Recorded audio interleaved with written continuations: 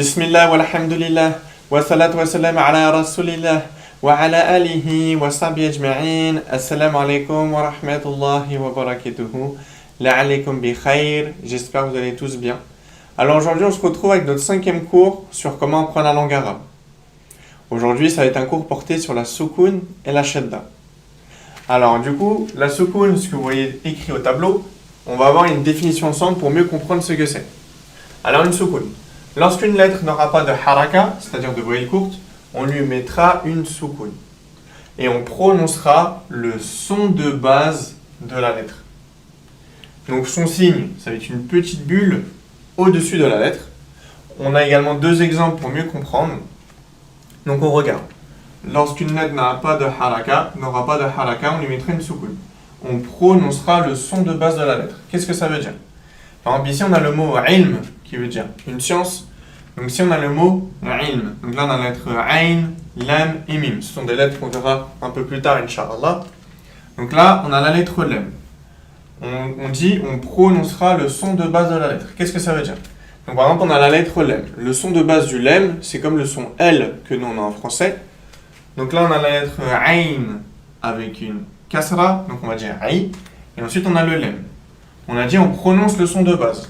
Donc le lem, le son de base du lem, comme on a dit, c'est le L, le son du L. Donc on dira il, il. Comme on entend ici, on a le son du L, il. Et après on a la lettre mim, donc tout collé, on dira ilm, ilm, qui veut dire, comme on a dit, une science. Ensuite à côté, on a le mot muslim. Donc là, comme vous voyez ici, on a la lettre sin. La lettre sin, elle va faire le même son que le son S en français. Donc on prononcera le son de base de la lettre. Donc le son de base de la lettre sin, c'est le son S que nous on retrouve en langue française. Donc muslim, qui veut dire un musulman. Et donc c'est pareil pour chacune des lettres. Par exemple la lettre ba, le son du ba, donc le son de base du ba, c'est le son b. Et donc ça sera pareil pour toutes les lettres, Inch'Allah.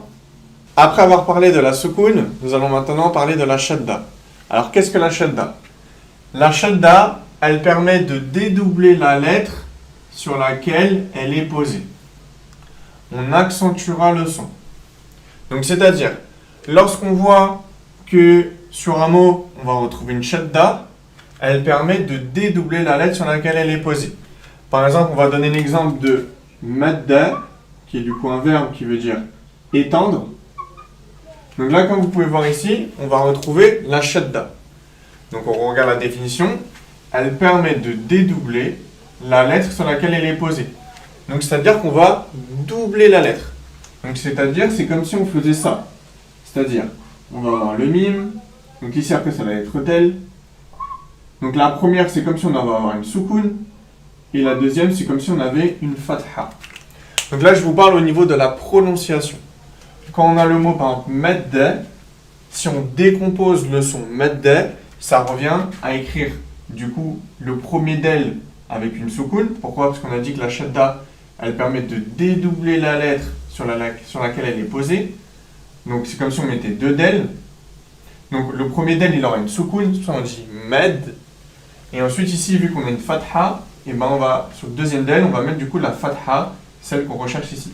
Donc dans le son, on va dire med.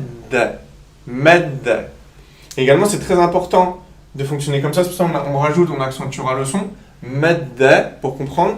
Parce que si on enlève la shadda, donc de cette manière-là, ici on va dire med. Tandis qu'ici on va dire med. Donc là, vous voyez une différence entre med et med. On voit qu'il y a une différence au niveau du son, au niveau de la prononciation. Donc si on récapitule, on a la shadda. On nous dit qu'elle permet de dédoubler la lettre sur laquelle elle est posée. Donc dédoubler veut dire c'est comme si on avait deux lettres. Donc dans la prononciation, quand on voit par exemple le mot medde, donc le verbe, on voit qu'ici on a une shadda sur le del, donc c'est comme si on avait deux del. Pourquoi? Parce qu'on a dit que dans la définition, elle permet de dédoubler la lettre sur laquelle elle est posée.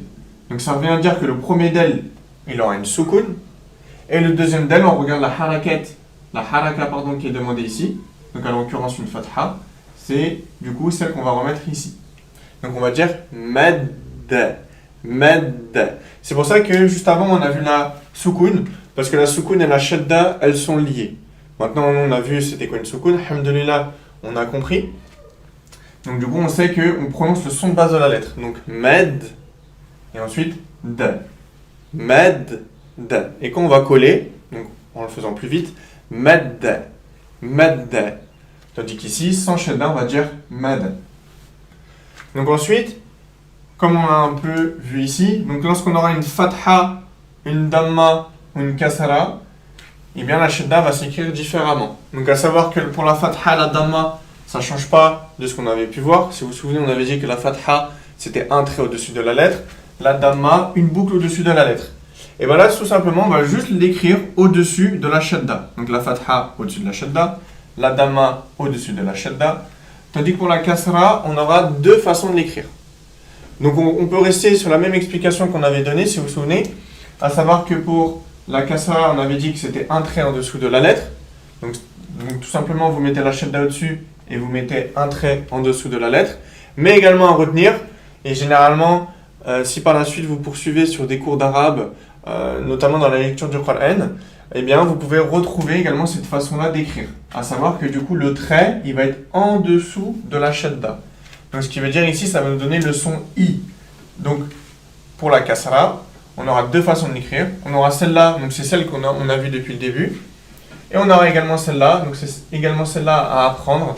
C'est-à-dire lorsqu'on va retrouver un trait en dessous de la shadda, eh bien ce sera une kasra. N'oubliez pas de vous abonner et activer la cloche afin de recevoir les notifications lors des prochaines vidéos. Subhanaka Allahumma bihamdik wa nashhadu an la ilaha illa ant wa nastaghfiruka wa atubu ilayk. Sallallahu ala Muhammadin wa alihi wa sahbihi ajma'in. Barakallahu fikum. Assalamu alaikum wa rahmatullahi wa barakatuhu.